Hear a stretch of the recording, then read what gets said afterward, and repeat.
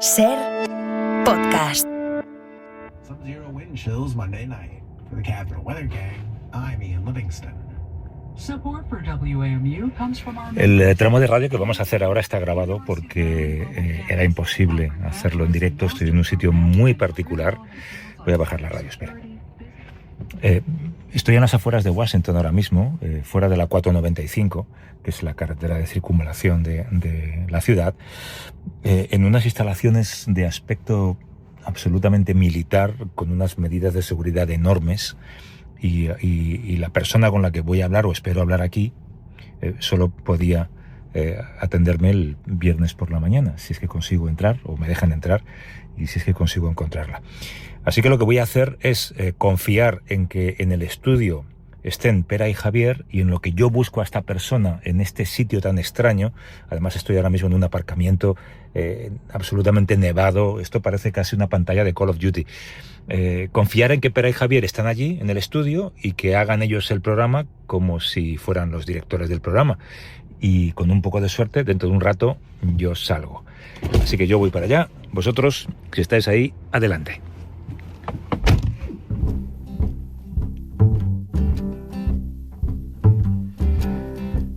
Javier San Pedro es doctor en genética y biología molecular pero espera, hombre, todavía no. ¿Pero por qué?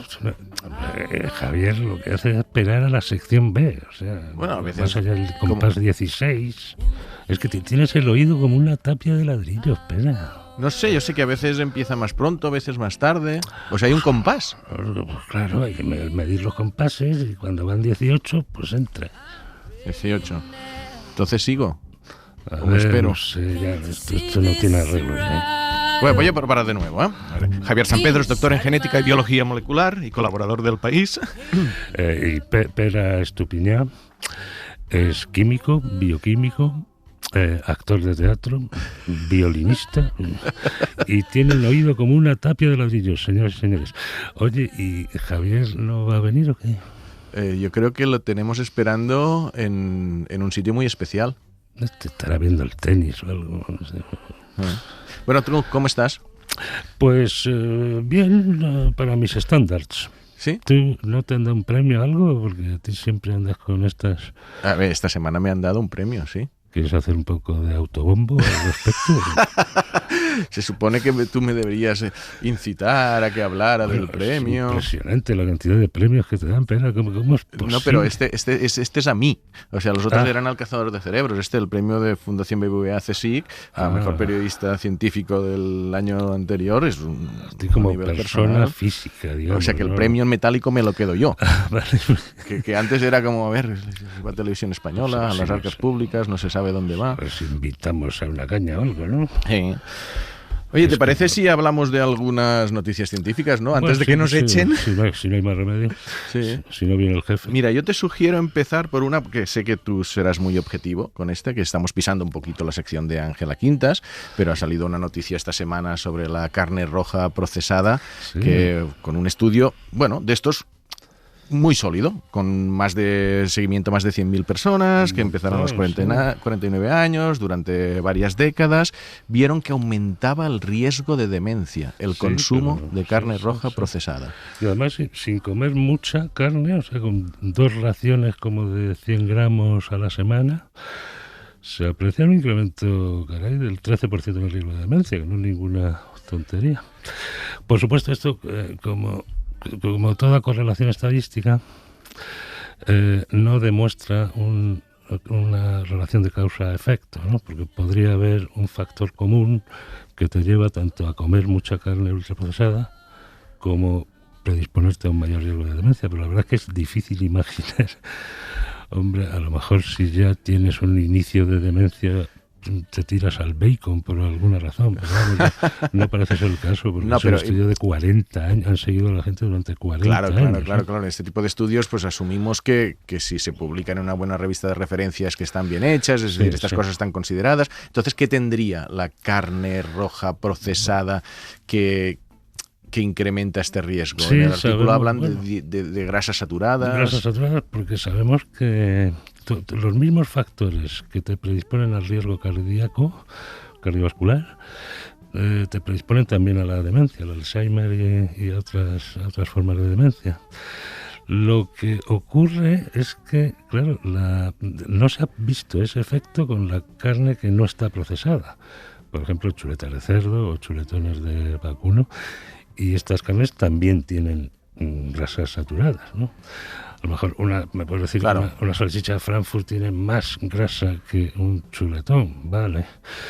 Pero, o el bacon, sí, puede que tengan más grasa, pero claro, 2 raciones a la semana de 100 gramos tampoco es tantísima grasa saturada. Hay evidencias recientes de que los cócteles de conservantes, sustancias conservantes que se utilizan en las carnes procesadas, pero no ya porque estén procesadas, sino porque tienen que aguantar en un paquete durante bastante tiempo, ¿no? Que llegan a las grandes superficies, a los lineales, la gente las compra, las mete en la nevera. Tienen efectos dañinos para la salud, sí, pero en fin. Y microplásticos, no estamos haciendo bien la sección, creo. Hay una noticia positiva respecto al café. ¿Vale? Que salió hace unos días también, que el consumo moderado de café tenía beneficios, solo si lo tomabas por la mañana. Sí, es curioso eso, ¿no? Estás poniendo una cara muy simpática. Me acuerdo que hasta la década pasada se pensaba que el café era malo, que acortaba la vida. Y se basaba en estudios de población como este mismo que acabamos de conocer ahora, ¿no? Y lo que ocurría cuando se hizo un estudio con mucha más población, resultó que no acortaba la vida, sino que la alargaba. Y la razón era que quienes toman café tienden también a fumar y a beber alcohol. Y entonces habían factores de confusión, ¿no? Que esos otros factores, como el tabaco y el alcohol, acortaban la vida de las personas que tomaban café y estaban ocultando el hecho de que el café en sí mismo alarga la vida. Bueno, entonces, con poblaciones mucho mayores puedes distinguir. Claro. Puedes coger a quienes toman café pero no fuman y entonces ves que sí que alarga la vida. Bueno, la novedad ahora es que tiene que ser por la mañana. Sí. Porque la ventaja se pierde si sigues bebiendo café por la tarde. Sí. ¿No? Esta es la novedad de este artículo, ¿no? De este estudio, que siempre se había medido la cantidad global de café consumida durante el día y ahora cuando distinguen entre los que consumen por la mañana y los que consumen durante todo el día, ven que el efecto protector es solo los que lo consumen por la mañana. Por tanto, la moraleja de todo esto es que puedes tomarte un desayuno de salchichas con café porque así compensa. Compensas uno al otro. ¿No? Un físico diría, 2 errores nunca se compensan. pero uno es beneficio, el café. No, sí, se compensa. Lo que pasa es que tienes que ponerte en lo peor siempre. Sí. Oye, vamos a temas... Oye, ¿dónde está? ¿Cuándo acaba el partido de tenis? ¿Dónde está aquí el jefe? Y esto está 24 horas encendido. Claro, una vez que empezamos son 24 horas y 7 días a la semana porque es muy costoso mantenerlo. Entonces tenemos normalmente 3 turnos de 8 horas. Y ahora, por ejemplo, yo voy a estar de turno este sábado y en la sala de control. Aquí en grados Celsius, ¿cuántos grados serían? Son menos 273. Yo creo que estamos como a 100 los instrumentos que estamos poniendo allí. O sea que... Habría que echar la cuenta, ¿no? Sí. Y después las paredes están más frías. Las paredes están como a 40, que es como menos 273 allí, creo, más o menos. Y es más de lo que luego hay ahí arriba. Claro, las paredes las tienes que poner más frías porque lo que quieres es enfriar lo que está dentro. Entonces estás intentando crear ese frío para que el instrumento, lo que tengas dentro, llegue a la temperatura que va a haber en el espacio. Y eso es complicado, ¿no? Entonces hay un equipo que se encarga de controlar todo esto, ¿no? De mantener que todo esté bien para las operaciones. ¿Quieres que hablemos de fútbol, aprovechando que... Sí que podría, pero lo que pasa es que no tengo ni idea tampoco. Cambiamos la sintonía por un reggaetón y ya nos hunde. Tú lo que quieres es hablar del 4-0, ese que mete al Barça, al Madrid siempre, ¿no? Pero lo que pasa es que a mí no soy futbolero. No, yo prefiero hablar de una noticia también que ha salido esta semana, que es brutal y es reflejo de este paradigma que estamos viendo desde hace unos años con el diseño de proteínas. O sea, desde que la inteligencia artificial, los de DeepMind, AlphaFold, dan estas herramientas que permite predecir la estructura de las proteínas. No solo eso, sino diseñar proteínas, moléculas que sirvan para funciones concretas. Esta semana hemos visto un artículo donde se ha diseñado un fármaco que es un antídoto para el veneno de serpientes, sí. Algo que antes se hacía con caballos. Yo me acuerdo que estuve en Costa Rica, en una fábrica de antídotos para el veneno de serpientes, donde tenían... era una granja de caballos, les inoculaban un poquito del veneno, eso generaba anticuerpos, purificaban la sangre, extraían ese anticuerpo y eso era el antídoto. Pero claro, no podían hacerlo de todos los venenos, y aquí han cogido algún veneno determinado y diciendo, si tuviéramos una molécula de esta forma, actuaría protegiendo contra el veneno. Esto es fascinante. Es increíble, sí, y funciona fenomenal. Claro, lo del caballo es como hacer una especie de vacuna contra el veneno de serpiente. Exacto. Lleva tiempo y es caro porque, claro, hay que usar caballos, en fin. Y esto es que se hace en segundos, en cuestión de segundos. Si sabes cómo es el veneno de la serpiente, puedes diseñar un antídoto en cuestión de segundos, literalmente. Sí. Y se sintetiza, lo han probado en ratones, en células humanas. Por supuesto, hacer que esto llegue a la clínica lleva tiempo porque los protocolos son muy exigentes. Pero, según la OMS, hay 100.000 personas que mueren al año por veneno de serpiente. O sea que es una de las enfermedades, digamos, olvidadas, ¿no? Una enfermedad, por llamarlo de alguna forma, que como solo afectan a países en desarrollo, pues no atraen un montón de inversión. Hay investigadores de Costa Rica aquí en este trabajo. ¿Sí? A lo mejor conociste. ¿Qué pasa? Que hay muchos picaduras. Había un instituto llamado cloromido picado. Además me acuerdo, porque claro, es una de estas visitas que no olvidas cuando ves todo el proceso desde el inicio, y además que entré en una especie de granja de serpientes. Tengo una foto con un cuidador que tenía, no me acuerdo qué especie de serpiente era, pero que era de 2 o 3 metros y la tenía allí y bueno, fue una visita que mira que hace tiempo ya, igual te hablo de hace 15 años, pero sí, y era bonito porque exportaban, lo que decías tú, es allí donde tienen estas serpientes, no las tienen en Estados Unidos, no las tienen en otros sitios, pues entonces vieron una oportunidad de desarrollar ellos estos fármacos para exportarlos a otros países, que es esta ciencia bonita que hablamos a veces, muy práctica, muy aplicada en países en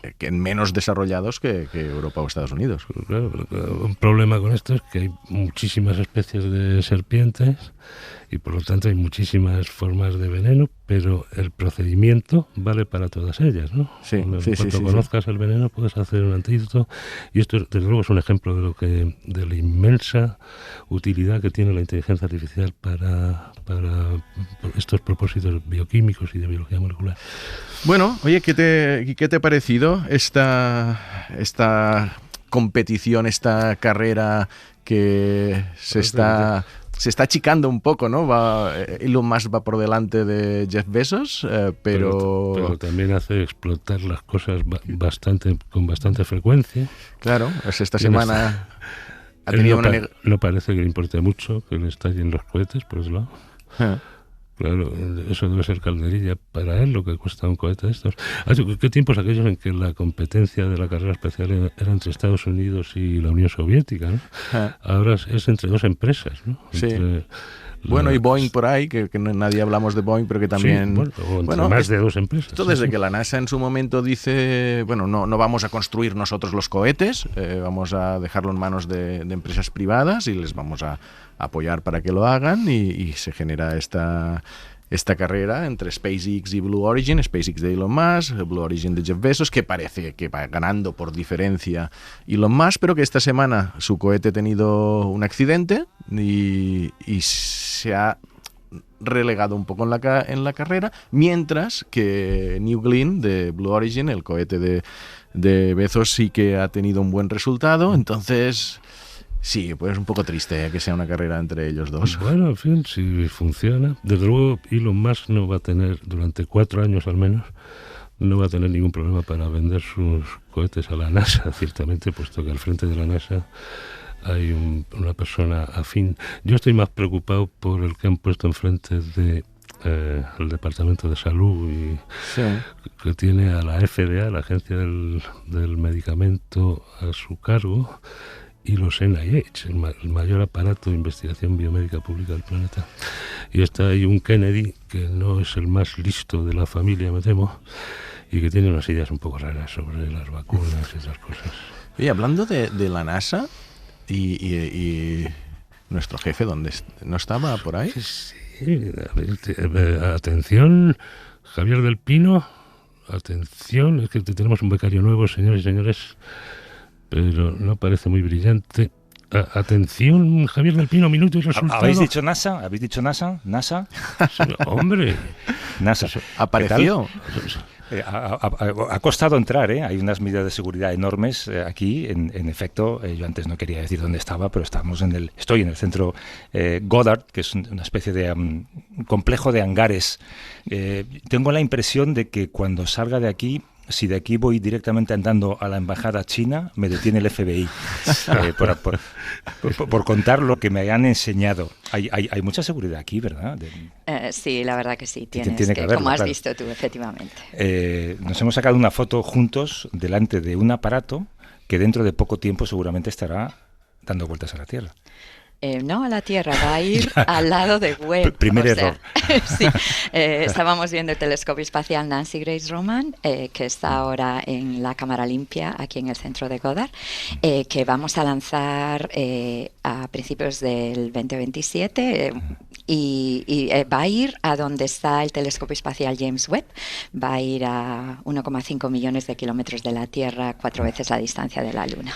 Bueno, estamos hablando y tenemos la suerte de que nos haya recibido en este centro de la NASA con Begoña Vila, que es astrofísica, trabaja como ingeniera jefa de sistemas en el centro de vuelo espacial en el que estamos, en el centro Goddard, en Washington.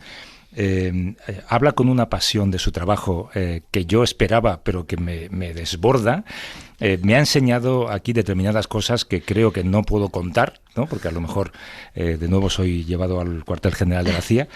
Y hemos visto a la ciencia en estado puro. De hecho, creo que este es el centro donde mayor densidad de científicos del mundo hay, ¿no? El centro Goddard. Sí, bueno, la NASA tiene varios centros, ¿no? Pero desde luego en Goddard hay una representación muy fuerte de científicos. Sí, hay miles y miles de científicos. Esto es como, espera Javier, una especie de supercomputadora humana en las afueras de una ciudad, ¿no? Mucho cerebro pensando. Y estamos aquí para hablar de telescopios y del más allá.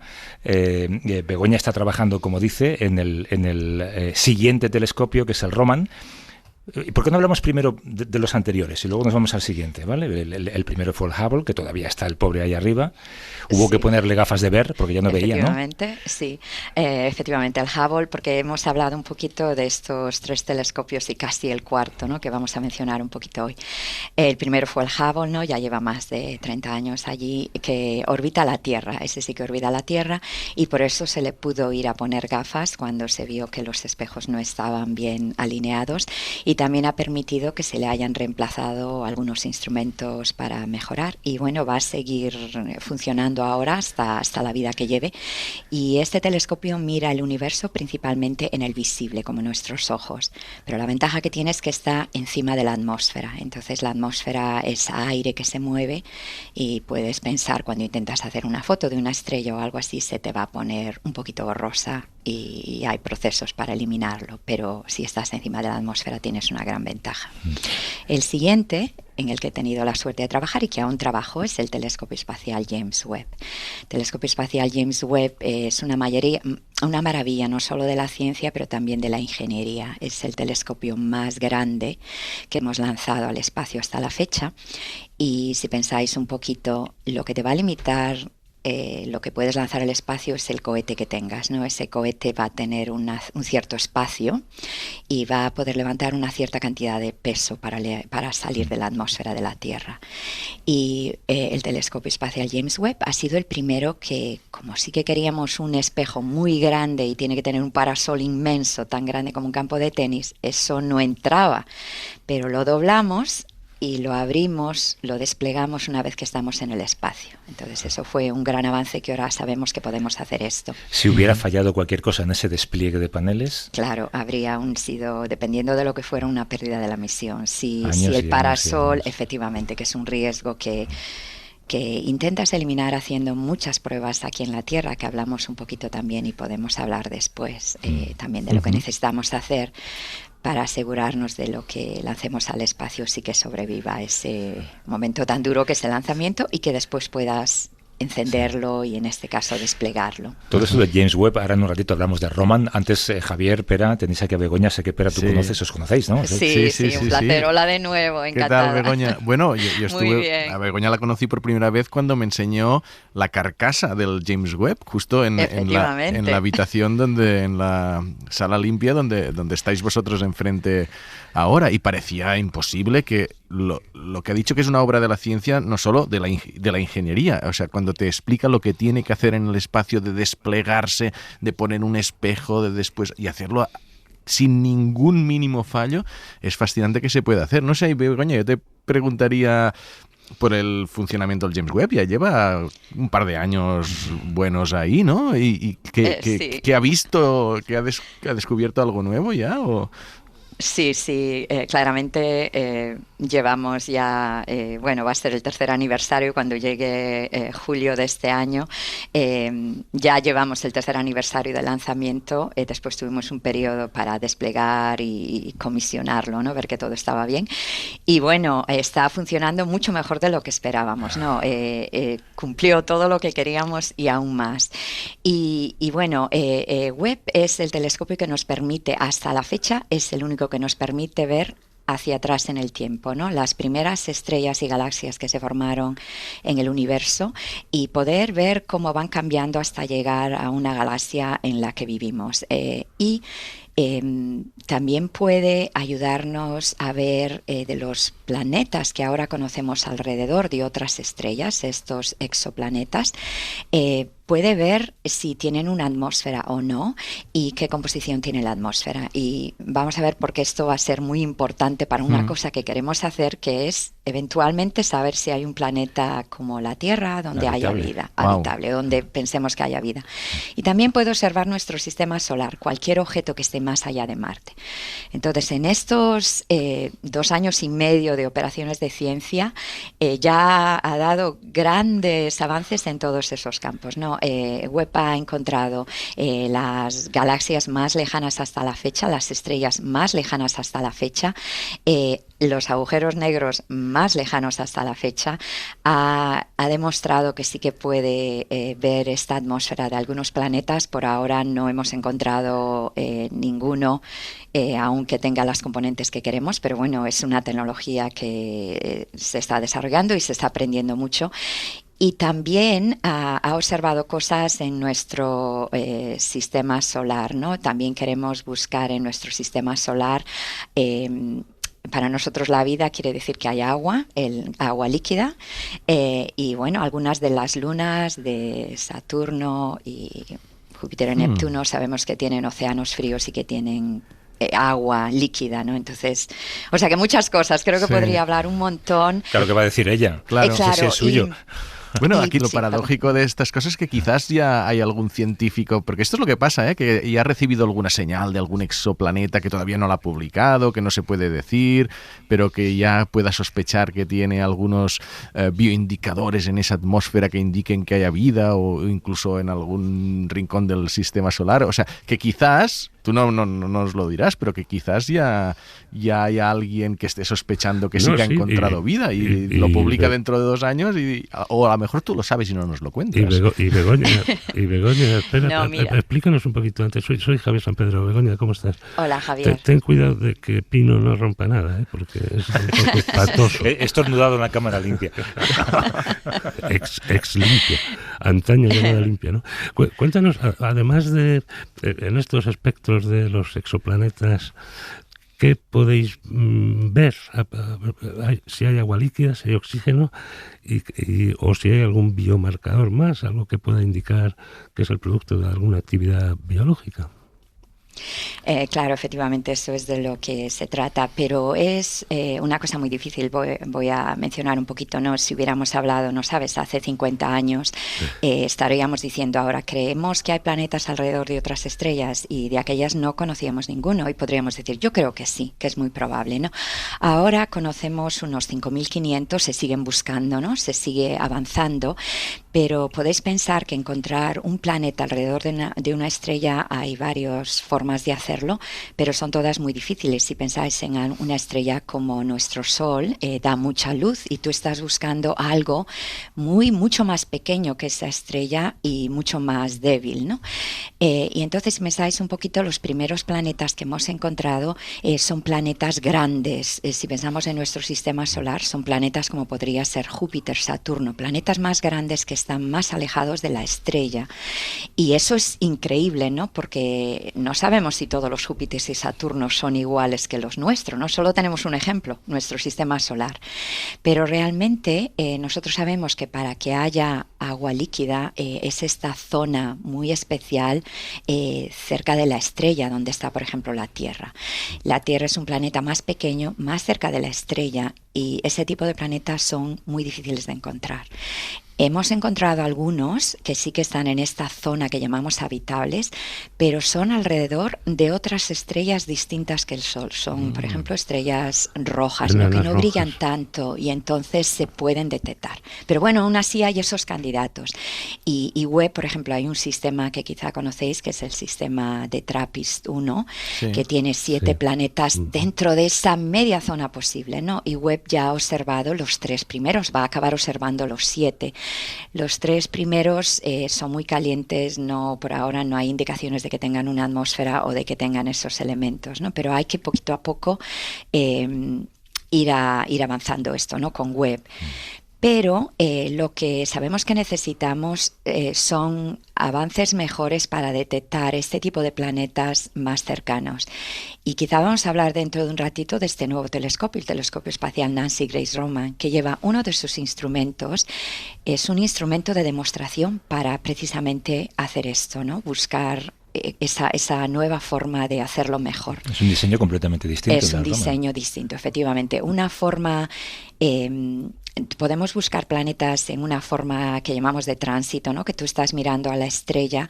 Si el planeta pasa por delante de la estrella, le va a quitar un poquito de luz a esa estrella, ¿no? Entonces vas a notar que la luz baja un poquito y vas a decir, aquí hay un planeta, ¿no? Pero otra forma de encontrarlos... Pero hay que tener la suerte de que el planeta esté en nuestro plano de visión, ¿no? Efectivamente, muy efectivamente. Entonces así encuentras unos. Pero los otros, cuando no tienes esa suerte, lo que tienes que hacer es tapar la luz de la estrella y ver qué te queda alrededor, ¿no? Eso se llama un coronógrafo, que normalmente es como una máscara que pones enfrente del telescopio. Pero Roma nos va a llevar un coronógrafo que son espejos dinámicos, ¿no? De movimiento óptico para eliminar esa forma de la estrella, que van a ser más pueden encontrar planetas más débiles.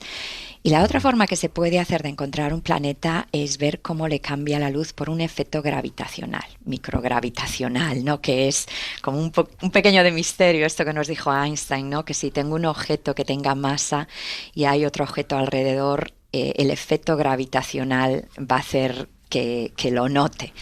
Pues Roman también va a poder hacer esto, ¿no? Y fíjate, cuando Roman esté en órbita, vamos a llegar a tener pues 200.000 planetas, ¿no? Que vamos a encontrar. Entonces eso es precisamente lo que necesitamos. Necesitamos más planetas de distintos tipos de estrellas, de distintos tipos de masas, en distintos lugares, para darnos una mayor probabilidad de encontrar. Para eso y para marcharnos, porque el siguiente telescopio es el telescopio de los mundos habitables. Efectivamente, pues el telescopio de los mundos habitables, que es el que estamos empezando ahora en su infancia. Igual esto era secreto y lo he contado sin querer. No, ya ha sido aprobado que ese va a ser el siguiente gran telescopio en el que la NASA estamos ya empezando a trabajar, y este ya va a ir, pues lo que llamamos a tiro fijo. Para cuando tengamos ese telescopio pensamos que habremos encontrado pues quizá 20-25 planetas, donde todos los datos que tenemos con los otros telescopios nos dirán, mira, este planeta parece que está en la zona habitable, su temperatura parece correcta, tiene una atmósfera,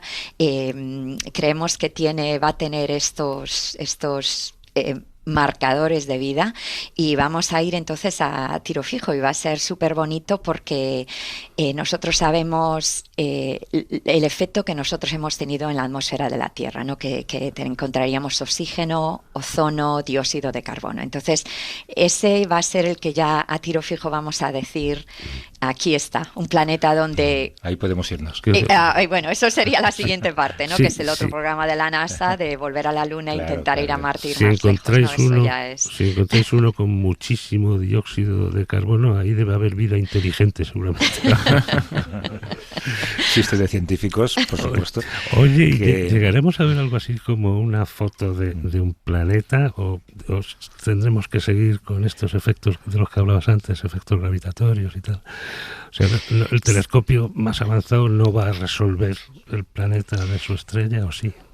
Sí que se va a resolver. Entonces ahora ya tenemos algunas muy, muy débiles, ¿no? De algunos de estos planetas, y efectivamente podemos obtener datos, como estás diciendo, datos del espectro que nos dice que está allí, pero tenemos también algunas fotos de algunos, ¿no? Y bueno, eso también lo vamos a mejorar y vamos a saber dónde está. Entonces todo esto es muy bonito.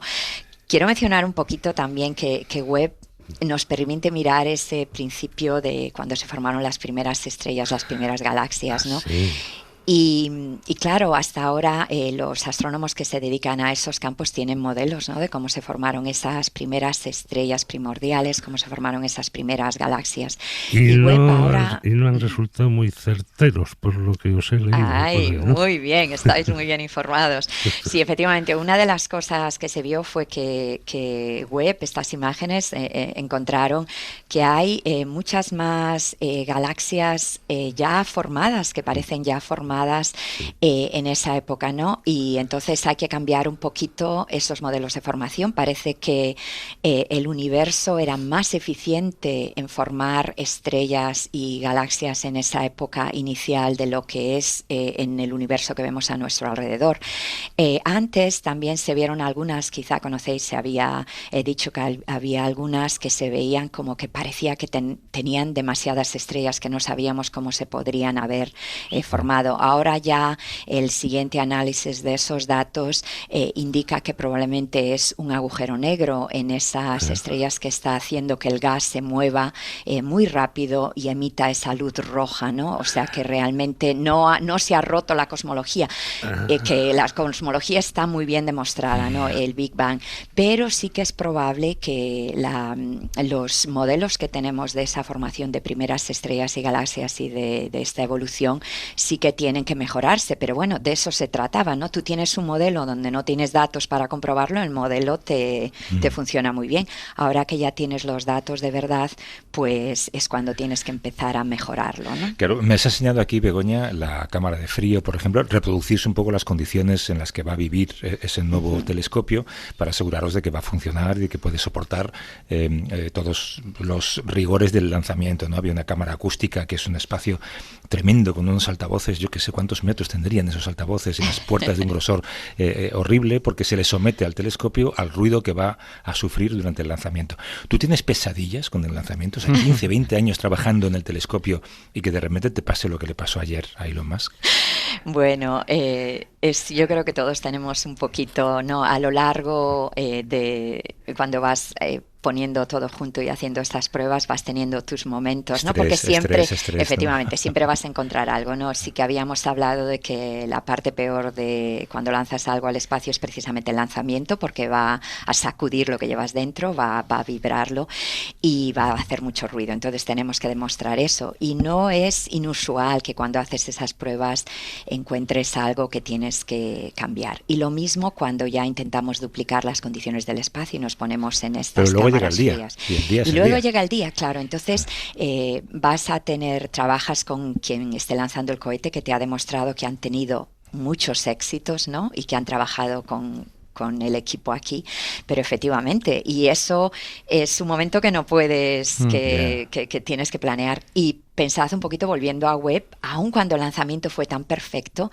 teníamos un mes de despliegues, ¿no? Que había muchos de ellos que eran puntos... El campo de tenis, ¿no? Efectivamente, el campo de tenis, los espejos, el espejo secundario, eran cosas que si algo no funcionaba sería una pérdida de la misión. Entonces fue un mes donde por la mañana, ¿qué es lo que vamos a hacer hoy? Este despliegue, tienes el momento súper feliz de que todo ha ido bien y al día siguiente el nerviosismo por dentro. Vacaciones después de ese al mes, final, ¿no? Oye, sí. por cierto, he mencionado a Elon Musk, pensaba que se abriría una trampilla y sería lanzado al espacio, ¿no? Por mencionar a Musk en la NASA. No, yo creo, muchos de ellos. Elon Musk es el que se conoce más, claro, con SpaceX para ir a la estación internacional y volver a la Luna, pero claro, tenemos hasta ahora colaboraciones también con Blue Origin y también con Boeing, ¿no? Que se sabe, ¿no? Que han intentado. Entonces, yo creo que eso fue un paso muy grande que se dio hace unos años, donde la NASA dijo vamos a trabajar más con la empresa privada, ¿no? Cuando antes era quizá más todo hecho en la NASA, ahora hay esta colaboración y bueno, la empresa privada es distinta, tiene distintas normativas que una empresa pública, ¿no? Entonces eso hay que tenerlo en cuenta. Mucho subtexto en lo que me estás diciendo y la manera en la que me miras, Begoña. Sí. Pero bueno, que una parte está muy bien, ¿no? Ahora vamos a volver a la Luna, pero vamos a volver a la Luna en colaboración con muchas empresas privadas. Es lo que hay, bueno, ¿no? Es un poco, efectivamente, yo creo que es un poquito el futuro. Pero hay que se cotillea dentro de la NASA, hay preocupación entre la rama más científica, porque el presupuesto de la NASA es muy grande, pero siempre ha habido estas dos partidas que casi compiten entre ellas, una la de investigación científica y la otra de exploración espacial, con cohetes y el programa Artemis, de ir a la Luna, eventualmente a Marte, y ahora, claro, la influencia en principio de Elon Musk dentro del nuevo gobierno de Trump es para para apretar por los viajes tripulados y también la NASA tiene toda esta, que decís que es muy importante, toda esta investigación hacia la Tierra, no solo mirar al espacio sino mirar a la Tierra, temas de cambio climático. ¿Hay cotilleos alrededor de cómo puede cambiar el funcionamiento interno de la NASA o no sospecháis que pueda cambiar tanto?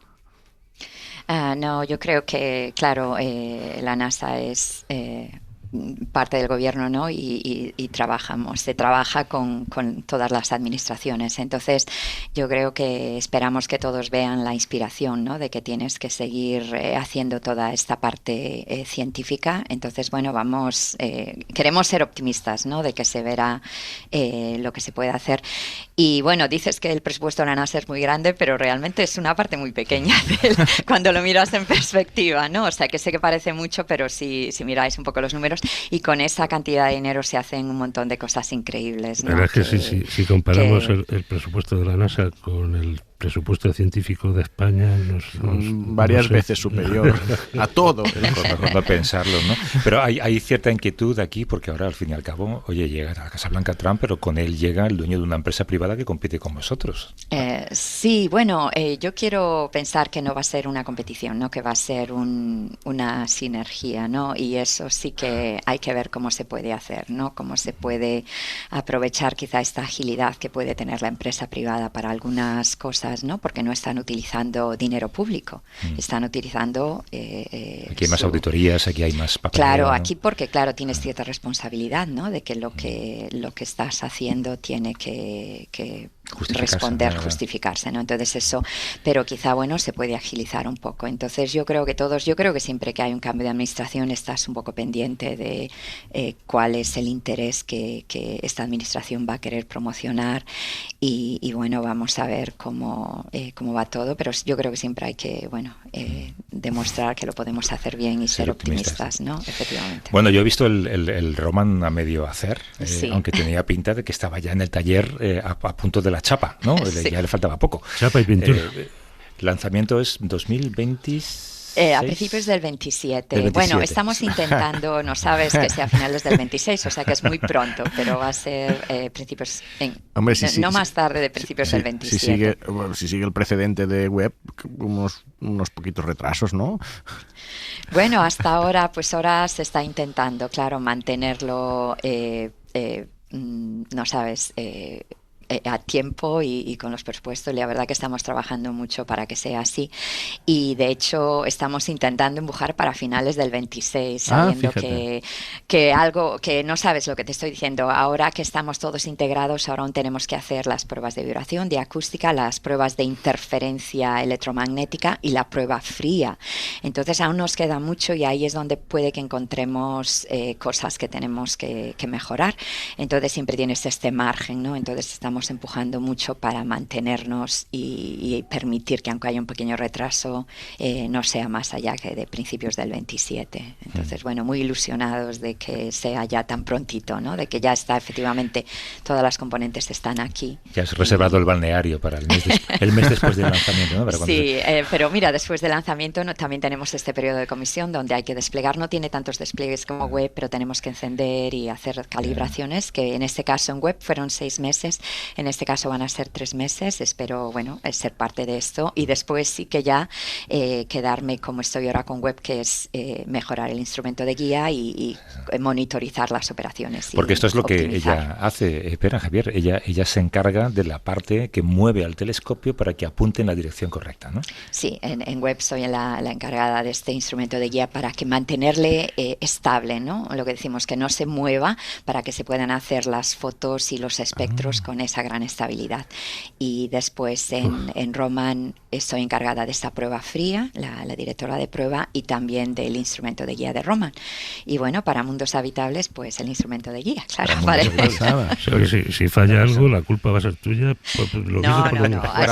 Somos un equipo. Yo soy una de un equipo muy por grande. Apuntar mal. Y además, bueno, es un equipo muy grande y hay muchas otras componentes, claro. O sea, que esto siempre es un trabajo. Pero imagina la presión de tantos científicos diciendo, uno apunta aquí que quiero medir algo de este agujero negro, otro, no, mira allí que hay un planeta que podría ser habitable, no, mira aquí que ves el fondo de microondas de no sé qué, de las primeras. O sea, debe haber una competición también de proyectos muy, muy encarnizada, ¿no? Para ver quién tiene más horas de observación y cosas así. Sí, efectivamente. Entonces eso, en el caso de Webb y de Hubble, se hacen las peticiones cada año, ¿no? Para el año de ciencia. Entonces, por ejemplo, el de Webb ahora se va a abrir, bueno, el ciclo. Ya se han adjudicado las del ciclo 4 y después empezará el ciclo 5, o sea, el 5º año. Entonces eso se abre y los científicos de todo el mundo pueden pedir tiempo y entonces hay varios comités que, sabiendo que un año tiene 365 días y 24 horas en cada día, cuántas se pueden adjudicar y cuáles tienen la valía necesaria, ¿no? Y después ya hay otro equipo que las estructura para que tu telescopio se vaya moviendo, no sabes, que no estés yendo a la derecha, a la izquierda, arriba, abajo, ¿no? Que optimices todo lo más posible para permitir más ciencia. Y ya está todo reservado, sí. Para 5 años, has dicho.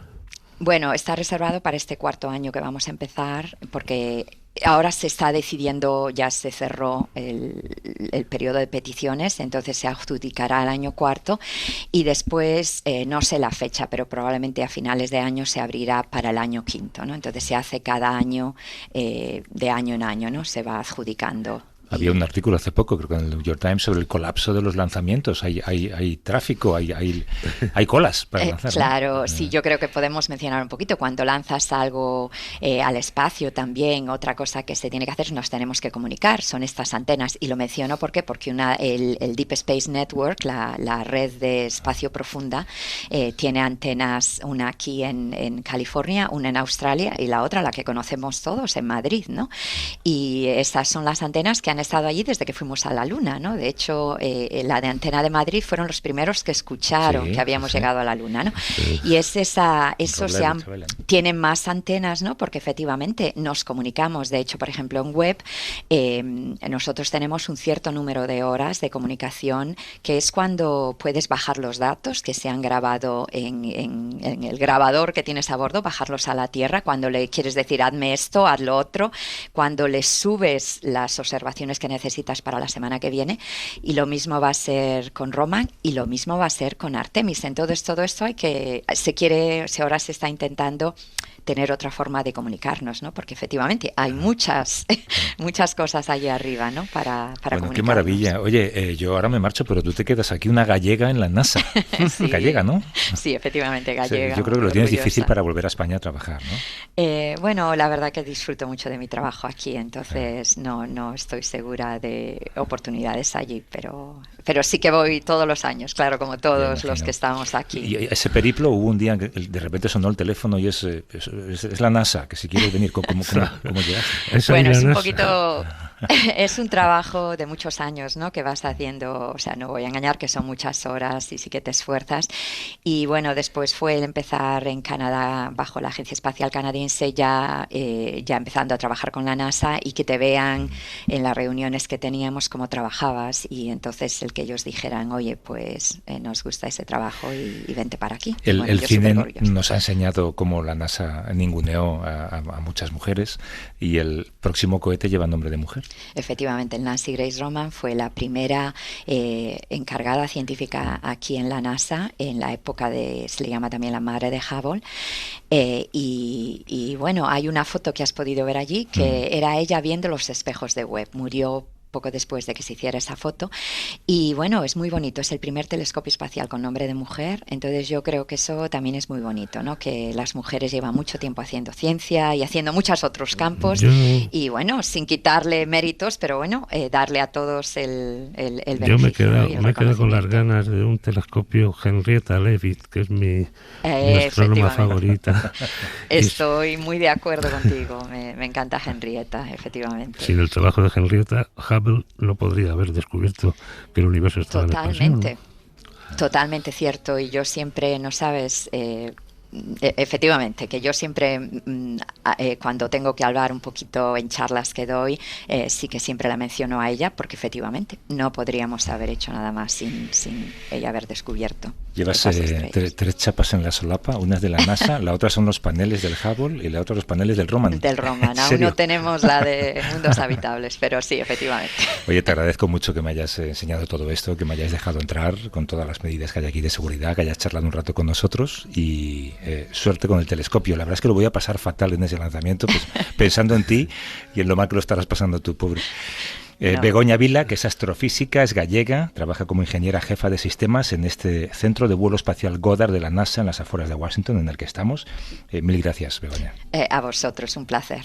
Y oye, Pera, Javier, sabes que yo me quedo aquí con ella, voy a ver si no rompo nada, ya que habéis empezado, despedid vosotros el programa. ¡Hala, apañaos! Sí. Bueno, yo te iba a decir que te mostrara las muestras lunares que tienen por ahí, de muestras que vinieron con los Apolo y todavía están por allí, que tienen allí como secretas, a ver si te las muestran. Begoña. Vale. Vamos a por ellas. Hasta luego, chicos. Abrazos. Hasta luego. Chao. Hasta luego. Blind to the last curse of the fair, pistols and countless eyes, trail of white blood betrays the reckless route your craft is running. Oye, pues ni tan mal, ¿no? Pues no lo ha hecho mal el becario, bueno, en fin. Mejor que nosotros, es como si tuviera más experiencia. Tiene experiencia, aunque no le aprovecha mucho. Pues, en fin. Bueno, oye, que se acaba el tiempo. Pera, Javier, hasta la semana que viene. Abrazos.